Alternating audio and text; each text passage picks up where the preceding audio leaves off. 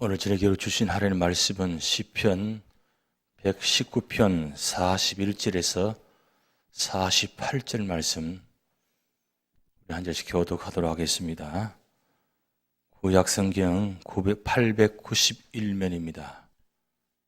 시편 119편 41절에서 48절까지 우리 한 절씩 교독하도록 하겠습니다.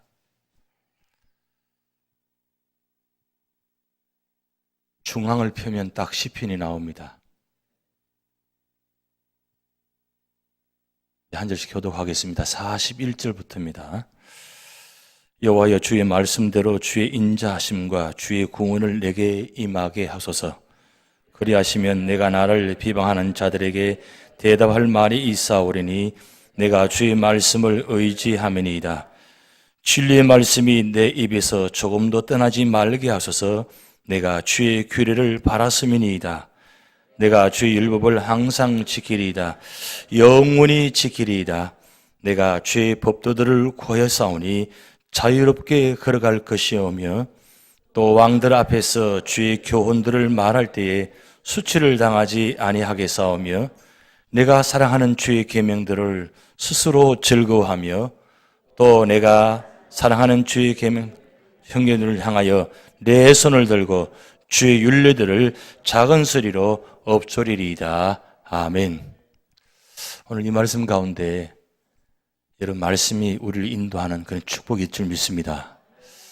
세상이 두려운 세상입니다. 세상에 나가보면 사업장이나 가정에서나 어느 곳이든지 안전한 곳이 없습니다. 언제 어느 순간에 그런 엄청난 일들이 다가올지 아무도 모릅니다. 지난주에 텍사스에 교회 예배 드리는 가운데 갑자기 한 사람이 뛰어들어와서 그냥 무차별하게 총을 쐈습니다. 그래서 26명이 한순간에 어린아이부터 어른까지 거기에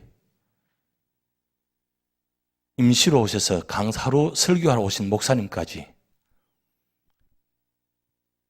작은 마을에 그런 곳에 누가 그런 일을 누가 하겠습니까? 거기는 텍사스 샌안토니오 아주 가까운 지역입니다. 제가 텍사스 살다 와보니까 좀 마음이 더 아프고 좀 그렇습니다. 거기는 정말 안전한 곳입니다. 그래서 그 안전한 곳이기 때문에 그 자리를 찾아 들어간 곳이 그 동네입니다. 그 정도로 안전한 곳이었습니다. 그런데 어느 순간에 그런 일들이 일어날 때 누가 알았겠습니까? 근데 나중에 알고 보니까 사위와 장모 간의 문제가 있어서 그 가족 간의 문제가 있어서 결국 그런 일들이 일어났다고 지금 추정하고 있습니다. 온 세상이 그렇게 어느 순간에 어떤 일들이 날지 아무도 모릅니다. 이런 험악한 세상 속에서 우리가 무엇으로 이길 수가 있습니까? 한 가지밖에 없습니다. 오직 말씀만이 우리 두려움을 이겨내고 정복할 수 있습니다. 그래서 우리 한번 제목 같이 읽어봅니다. 하나님 말씀은 모든 두려움을 정복한다. 다시 한번 하나님 말씀은 모든 두려움을 정복한다. 아멘. 좀 큰 소리를 좀 읽었으면 좋겠습니다.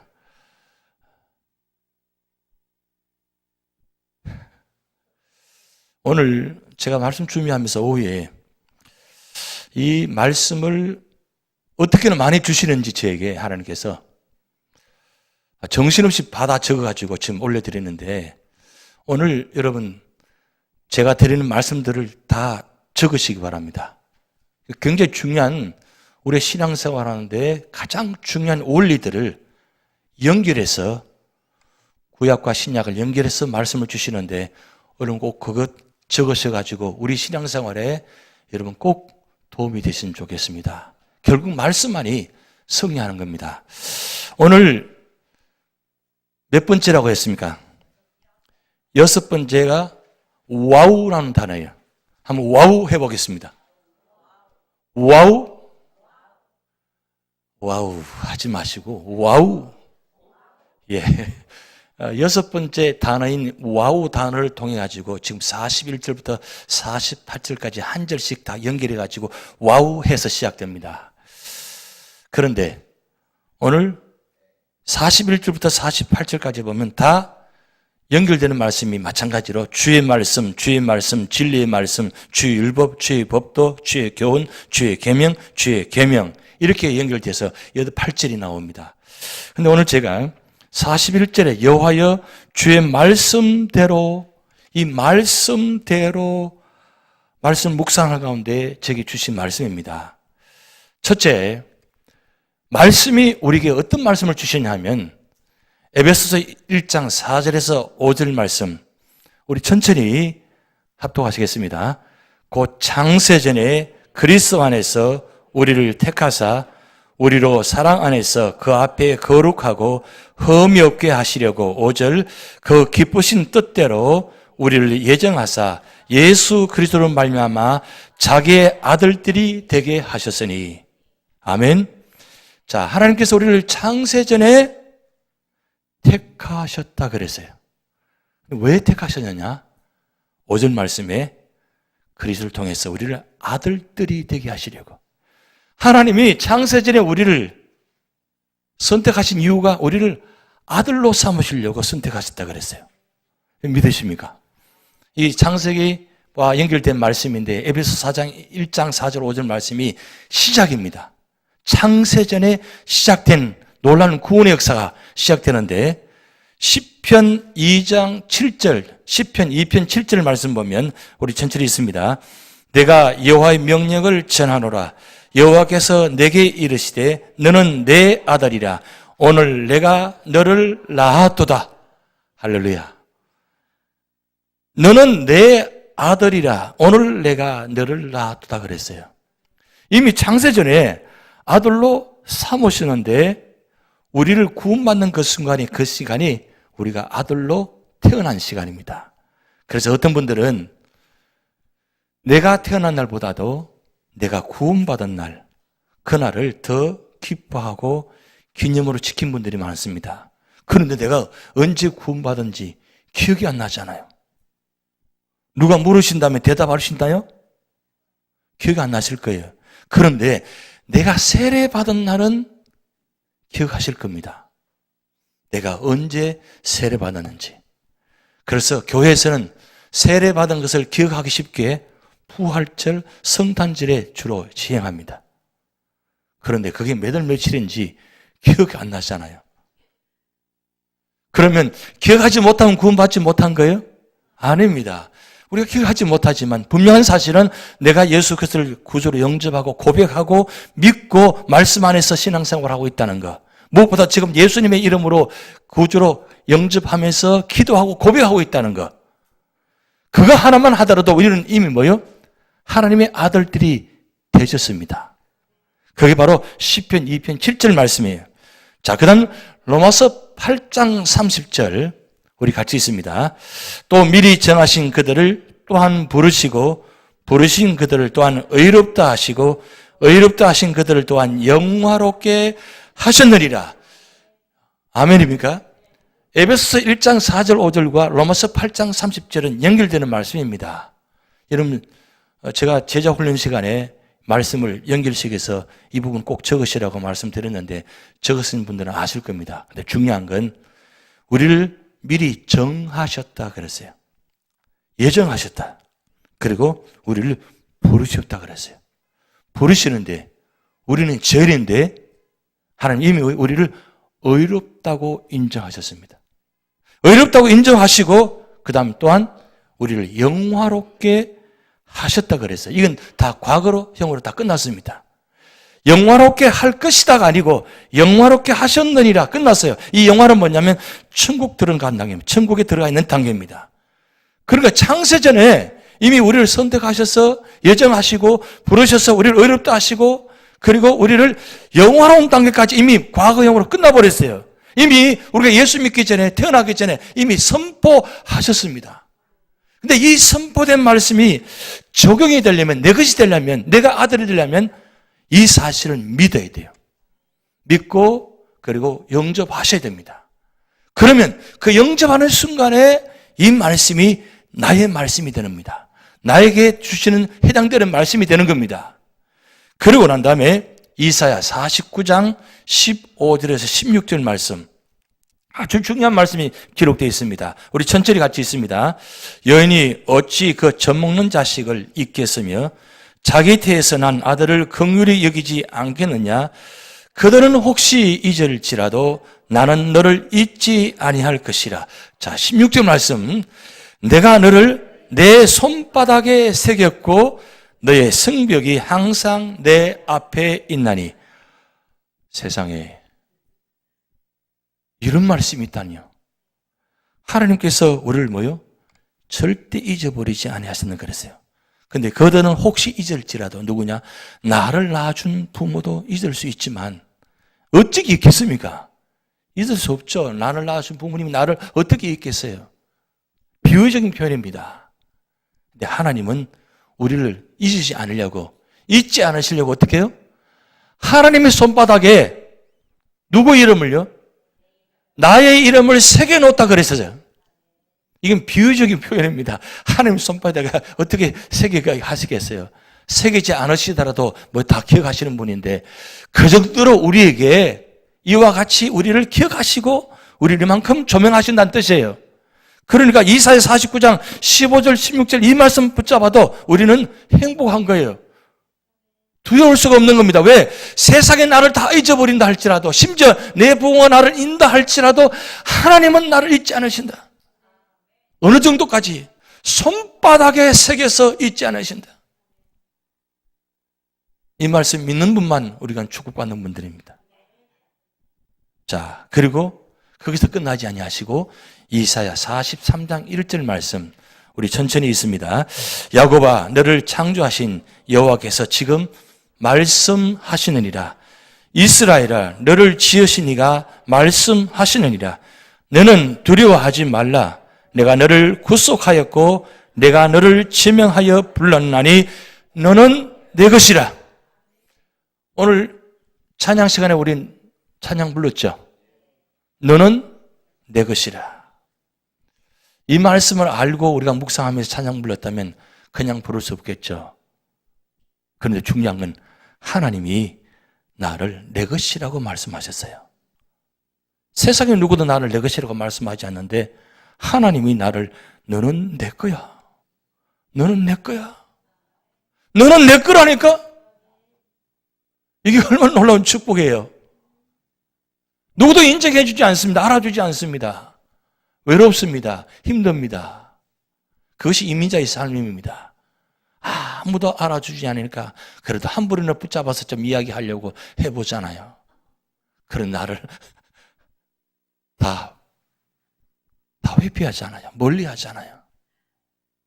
그런데 주님은 너는 내 것이야. 너는 두려워하지 말라니까. 자, 이사야 41장 10절 우리 하나님께서 우리에게 말씀합니다. 너는 내 것이라고 말씀하시면서 그 다음 우리에게 주신 말씀입니다. 같이 시작. 두려워하지 말라. 내가 너와 함께함이라. 놀라지 말라. 나는 내 하나님이 됨이라. 내가 너를 굳세게 하리라. 참으로 너를 도와주리라. 참으로 나의 의로운 오른손으로 너를 붙들리라.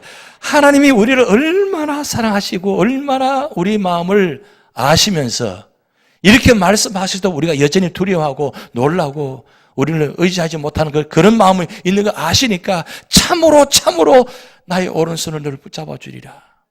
반복해서 말씀하고 있습니다. 이 정도 말씀하시면 우리는 믿으셔야 돼요. 웬만하면 좀 하나님 믿으셔야 돼요.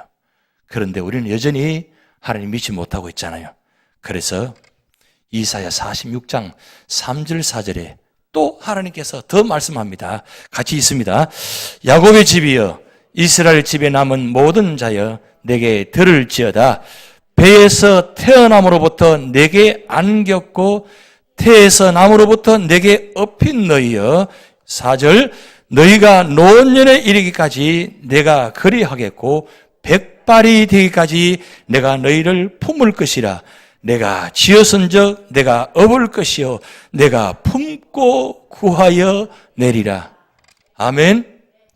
이사야 말씀을 읽지 않은 분들은 이 말씀을 처음 보셨을 겁니다. 세상에 노년의 백발이 될 때까지 품으신다고 하시는 말씀. 저 이름 보니까 오늘 이 말씀 처음 보시는 분 몇 분 계시는 것 같아요. 어떻게 하셔야 돼요? 보세요. 하나님이 우리를 창세전에 예정하시고 선택하시고 부르셔서 영화로운 단계까지 갈 때에 뭐요? 하나님이 품으신다는 거예요. 너는 내 것이야 하고 품어주신다는 거예요. 이게 얼마나 놀라운 말씀이에요. 자, 말씀이 여기서 끝나지 않습니다. 자, 요한계시록 1장 3절 말씀 보면 이 예언의 말씀을 읽는 자와 듣는 자와 그 가운데 기록한 것을 지키는 자는 복이 있나니 때가 가까움이라. 자, 놀라운 말씀들이 있습니다. 그 말씀을 읽는 자 그리고 듣는 자 그 가운데 기록한 것을 지키는 자가 복이 있다 그랬어요. 결국 아무리 하나님께서 놀라운 말씀을 하셨어도 이 말씀을 읽지 않고 듣지 않고 지키지 아니하면 나의 말씀이 되지 않습니다. 그런데 이 말씀 붙들고 읽고 듣고 몸부림을 치며 지키는 자는 이 말씀이 나에게 복이 되는 말씀이에요.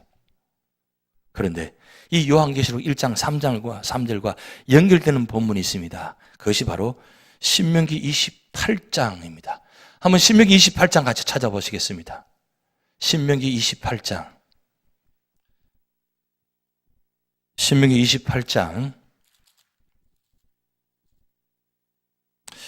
1절부터 14절 말씀까지 우리 교독하시로 하시겠습니다. 신명기 28장 1절에다가 요한계시록 1장 3절이라고 적어 놓으십시오. 요한계시록 1장 3절과 신명기 28장 1절은 같은 본문입니다. 같은 평행 본문입니다. 자, 우리 한 절씩 교독하도록 하겠습니다. 1절부터 14절까지 교독합니다. 내가 내 하나님 여호와의 말씀을 삼가 듣고 내가 오늘 내게 명령하는 그 모든 명령을 지켜 행하면 내 하나님 여호와께서 너를 세계 모든 민족 위에 뛰어나게 하실 것이라.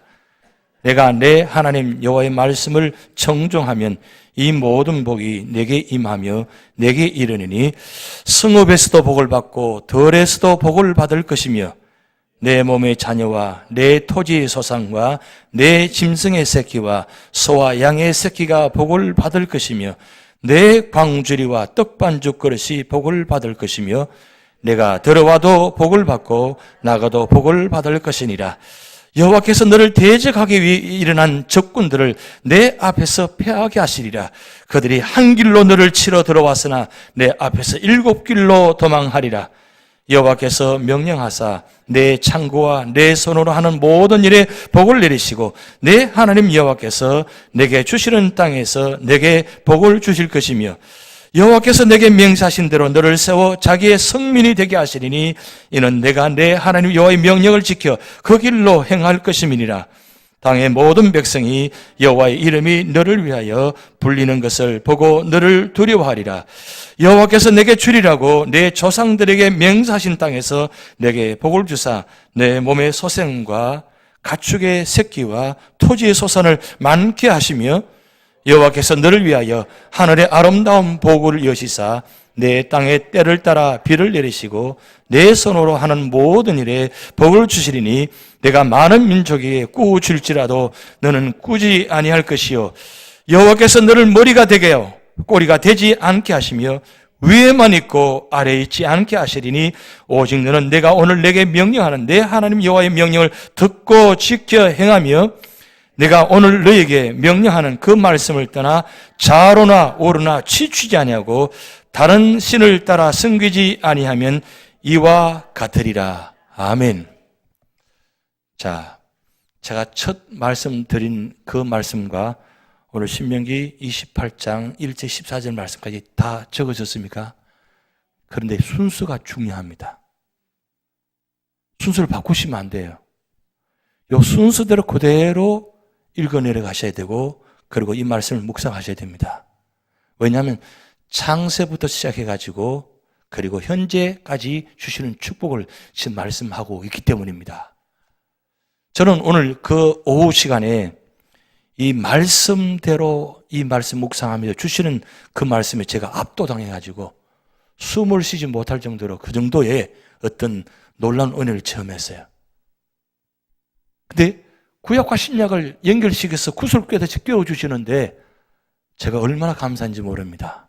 하나님께서 오늘 이 밤에 나오는 성도들 위해서 주시는 말씀, 하나님 감사합니다. 우리 교회가 이 말씀대로 복받는 성도가 되게 하옵소서. 여러분, 온 세상이 두렵다 그랬습니다. 그럼 두려움을 이기려면 뭘 가지고 우리가 두려움을 이겨내야 됩니까? 우리가 지난 주일날 하나님의 전신갑주를 입으라고 말씀드렸습니다. 하나님 전신갑주가 한마디로 말하면 말씀입니다. 말씀으로 무장하면 어떤 적도 이겨낼 수 있습니다. 근데 말씀을 무장하지 않으니까 100번 싸우면 한 번에도 이기게 될 거 아니에요. 근데 100번 싸우면 100번 다쳐요. 어떻게 된 거예요? 신앙생활을 그렇게 오래 해오셨는데 아직도 말씀 한 구절 외우지 못해서 사탄과 마귀의 나를 넘어지려 하면 말씀을 선포해야 되는데 말씀을 선포할 기억이 나지 않아요. 그래서 예수님께서 사탄에게 공격을 당할 때, 시험 받을 때 말씀으로 이겨내셨어요.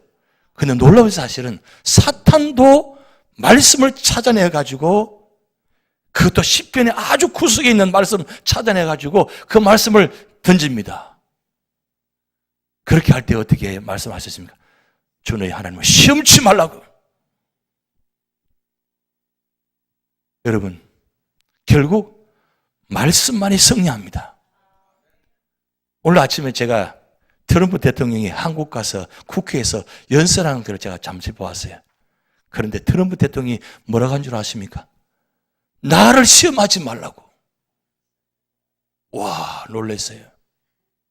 세상에 그 국회 현장에서 어느 사람도, 어느 국회의원도 북한에 대해서 그렇게 상세하게 말한 적이 없는데 트럼프 대통령이 그 국회 석상에서 대한민국 사람보다 더 상세하게 그 현장에서 온 세계를 향해서 북한의 현장을 그대로 다 이야기해요. 그러면서 마지막으로 나는 미국 대통령이다. 나를 시험치 말라고. 오, 그 말을 보는 순간 야, 역시 미국 대통령이다. 저는 그 말을 듣는 순간에 트럼프 대통령이 북한에 대해 이야기한 이야기지만 저는 어떻게 들었냐면 믿음의 성도들이 뭐요? 사탄에게 선포하는 거잖아. 나를 시험치 말라고. 나는 말씀으로 보장되어 있다고. 좀 그렇게 좀 선포하시기 바랍니다. 결국 우리가 말씀 앞에 서 있지 않으면, 말씀을 무장하지 않으면 쓰러질 수밖에 없습니다. 넘어질 수밖에 없습니다. 오늘 시편 119편 다시 갑니다. 다시 가시면 시편 119편 1절, 우리가 41절 다시 보겠습니다. 41절, 시편 119편 41절, 우리 이제 1절만 41절을 봅니다. 여호와의 주의 말씀대로 주의 인자심과 주의 구원을 내게 임하게 하소서. 42절, 그리하시면 내가 나를 비방하는 자들에게 대답할 말이 있사오리니 내가 주의 말씀을 의지함이니이다. 자, 지금 왜 시편 기자가 이 말씀대로 내게 말씀해달라고 말씀하느냐? 지금 상황이 정확하게 기록되지 않지만 엄청 힘든 상황이 가운데 있습니다. 굉장히 어려운 상황입니다. 그럴 때 이 시편 기자가 하나님께 말씀합니다. 하나님, 내게 말씀하옵소서. 그리고 그 내게 말씀하신 것을 기억하게 하옵소서. 내가 그 말씀 가지고 내가 나를 비방하는 자들에게 대답하겠습니다.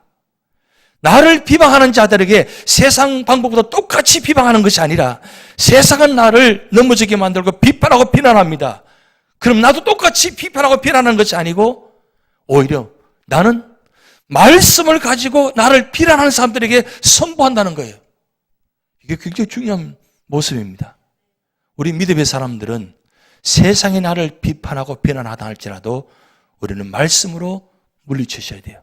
말씀을 선포하셔야 돼요. 내가 누군 줄 아냐고. 나는 하나님의 아들이라고. 나는 하나님의 아들이라고. 그렇게 당당하게 말씀 선포하셔야 돼요. 여러분 히브리서 4장 12절 말씀 우리 같이 읽습니다. 하나님의 말씀은 살아있고 활력이 있어 좌우의 날선 어떤 검보다도 예리하여 혼과 영과 및 관절과 골수를 찔러 쪼개기까지 하며 또 마음의 생각과 뜻을 판단하나니. 하나님의 말씀이 얼마나 능력이 있는지 하나님의 말씀이 들어가는 곳마다 이 놀라운 변화 역사 나타난다는 거예요. 결국 말씀만이 이 세상 어떤 것도 깨치를 싣고 무너지게 할 수 있다는 거예요. 그래서 오늘 시편 기자는 41절 말씀을 통해서 하나님 내게 말씀하옵소서. 내가 말씀하여 주시면 그 말씀을 가지고 이 세상 속에서 시험을 향해서 비난을 향해서 선포하겠습니다. 그러고 난 다음에 43절 우리 같이 있습니다. 진리의 말씀이 내 입에서 조금도 떠나지 말게 하소서. 내가 주의 규례를 바랐습니다. 44절 내가 주의 율법을 항상 지키리이다. 영원히 지키리이다. 자, 시편 기자가 그 하나님의 말씀을 받고 그 다음에 확신하고 그런 다음에 5가지 약속합니다. 그 말씀 뭐냐면 44절 말씀에 내게 주신 그 말씀을 가지고 항상 지키겠습니다. 그런데 언제까지요? 영원히 지키리이다. 여러분 하나님의 말씀은 영원한 말씀입니다. 그 영원한 말씀이 내게 주어지면 내게 이루어지면 나도 그 말씀을 지키려고 뭐요?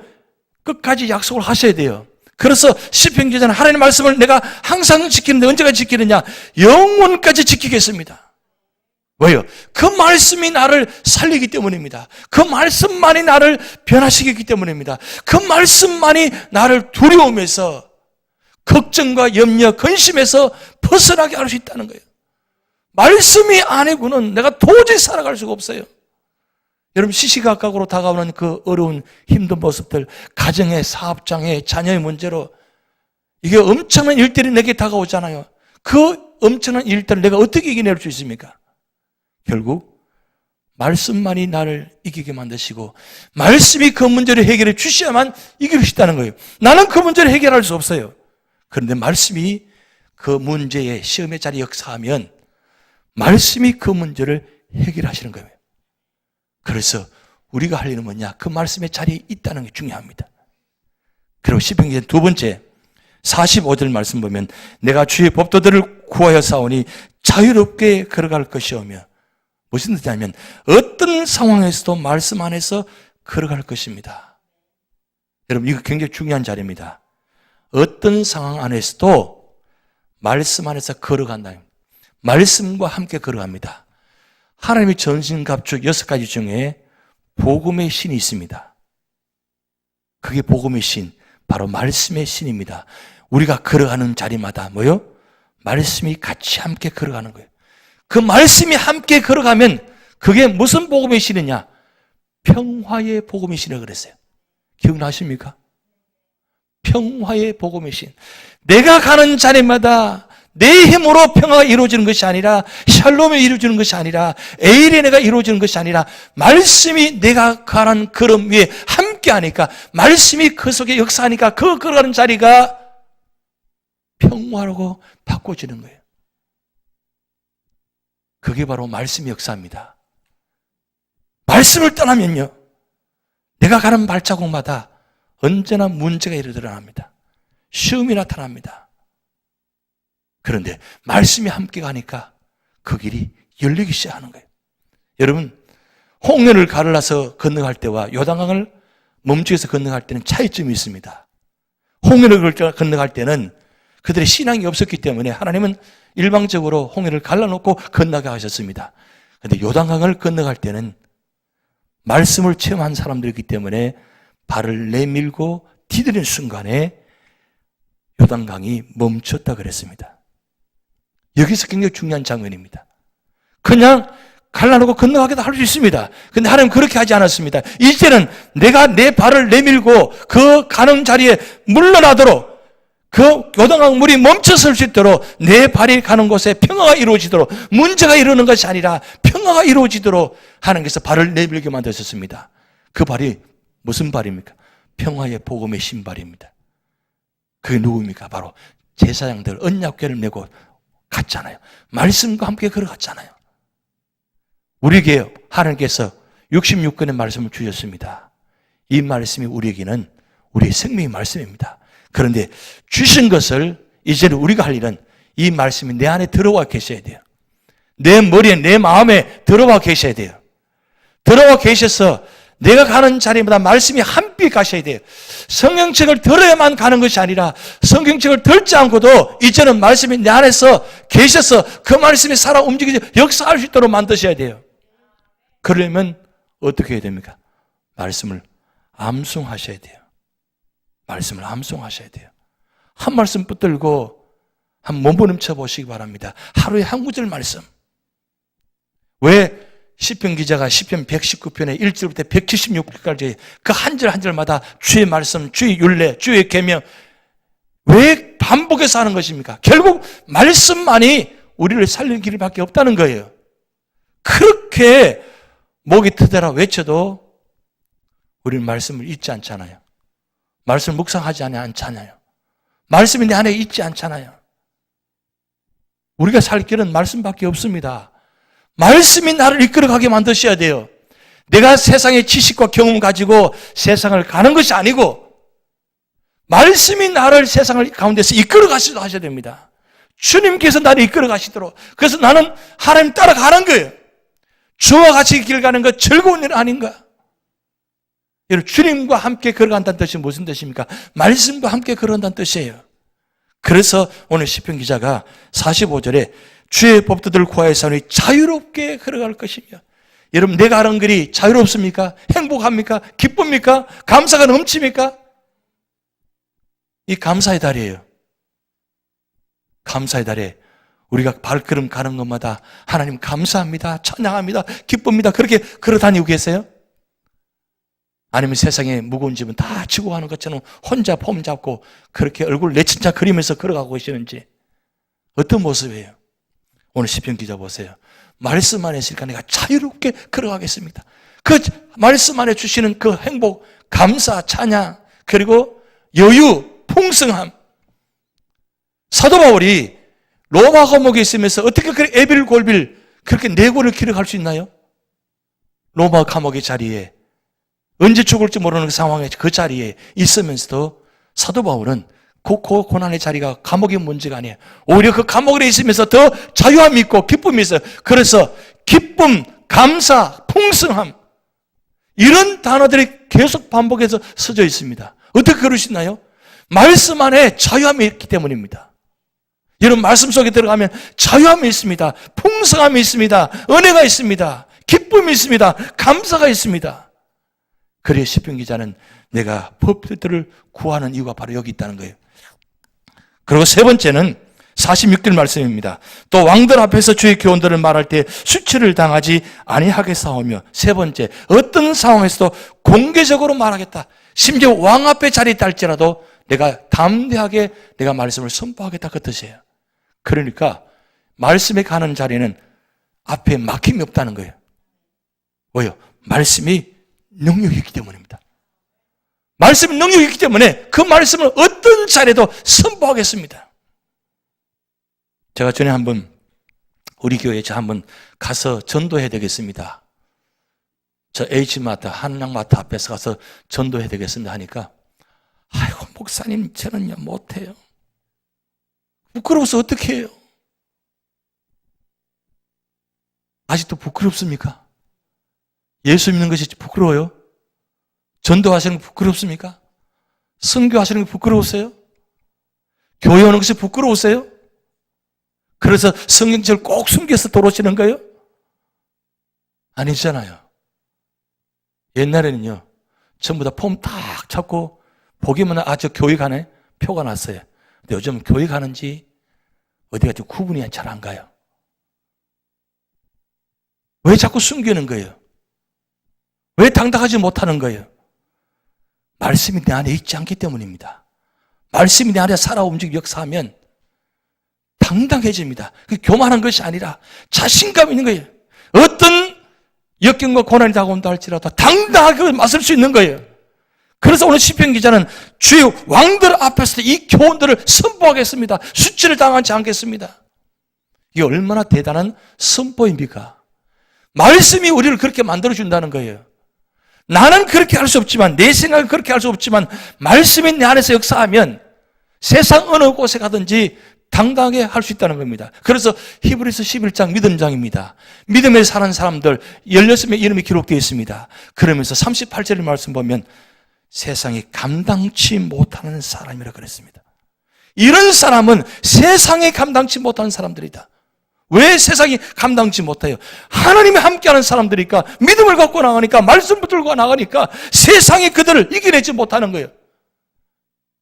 120년의 문제가 아니에요. 말씀을 붙들고 있으니까 120년도 이겨낼 수 있는 거예요. 당당하게 순교까지 할 수 있는 겁니다. 어떻게 그럴 수 있는가요? 말씀이 능력이 있으니까 말씀이 나를 그렇게 만들어준다는 거예요. 여러분 좀 그렇게 되고 싶지 않습니까? 말씀하면 좀 충만해서 세상 속에도 담대하게 승리하면서 살아가는 모습. 그게 바로 신앙의 모습이라는 겁니다.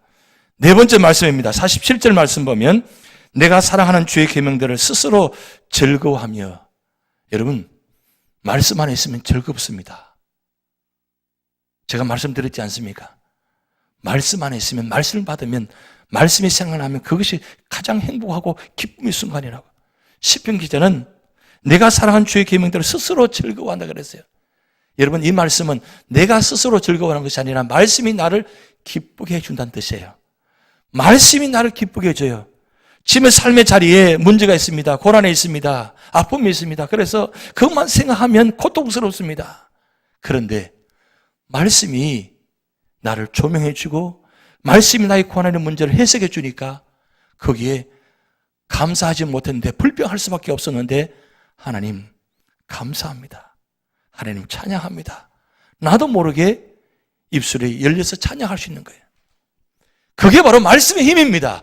말씀이 나를 살았고 말씀이 나를 역사하면 나도 모르게 즐거워하는 거예요. 그래서 스스로 즐거워한다 그랬어요. 주의 계명들이 스스로 즐거워한다. 계명들을 스스로 즐거워한다. 이게 바로 말씀이 함께하는 자의 모습입니다. 그러면서 48절 우리 다 같이 있습니다. 또 내가 사랑하는 주의 계명들을 향하여 내 손을 들고 주의 윤례들을 작은 소리로 읊조리리이다. 여러분 말씀을 끝까지 사랑하며 찬양하겠다는 뜻입니다. 여러분 말씀을 향해서 내 손을 든다 이 뜻은 말씀 앞에 내가 엎드린다, 말씀에 순종한다 그런 뜻이에요. 말씀에 순종하는 것이 무슨 뜻입니까? 내 손을 들고 그건 하나님 앞에 하나님께 순종하겠다는 뜻입니다. 어떤 삶의 자리든지 내가 말씀 앞에 하나님 순종하며 손을 들겠습니다. 그러면서 작은 소리로 읊조리리다. 이 읊조린다는 말은 묵상한다, 암송한다는 뜻이에요. 말씀을 어느 삶의 자리든지 어느 모습이든지 말씀을 늘 내 입에서 떠나지 않고 말씀을 묵상하고 암송하고 있다는 거예요. 분명히 대화를 하고 있는 것 같은데 보면 혼자 중얼중얼하고 있어요. 지금 무슨 말씀하고 있는 겁니까? 하나님 말씀을 암송하고 있는 거예요. 그러면 내가 말씀을 암송하는 가운데 내 생각을 바꿔주십니다. 내 삶의 자리를 바꿔주십니다. 말씀이 내 삶을 자리에 역사하셔서 나의 삶을 바꿔주시고 변화시켜 주셔서 찬송의 자리로, 기쁨의 자리로, 기도의 자리로, 승리의 자리로 인도하십니다. 오늘 시편 119편 41절 48절 말씀이 여러분의 말씀 되시기 바랍니다. 그래서 우리 앞에 어떤 역경과 어려움이 다가온다 할지라도 말씀으로 승리하시는 여러분 되시기 바랍니다. 우리 찬양하시겠습니다.